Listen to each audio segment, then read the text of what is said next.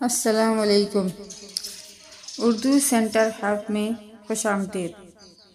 آج کی اس کہانی میں ایک غریب آدمی کا ذکر ہے۔ ایک دفعہ کا ذکر ہے کہ ایک غریب آدمی تھا۔ وہ محنت مزدوری کرتا تھا اور اس سے جو کچھ اسے ملتا صبر شکر کر کے وہ اور اس کے گھر والے اس میں گزارا کرتے۔ غریب آدمی کی خواہش تھی کہ وہ اپنے چھوٹے بچوں کو پڑھائے، مگر اس کے پاس اتنے پیسے نہ تھے کہ وہ تعلیم کا خرچ اٹھا سکتا۔ غریب آدمی زندہ دل تھا۔ اگر وہ کسی کو بھوکا پیاسا دیکھتا تو اپنے کھانے میں سے اس کو تھوڑا ضرور کھلاتا۔ ایک دن غریب آدمی کو دور دراز ایک گاؤں میں مزدوری کے لیے جانا تھا۔ سفر بہت لمبا تھا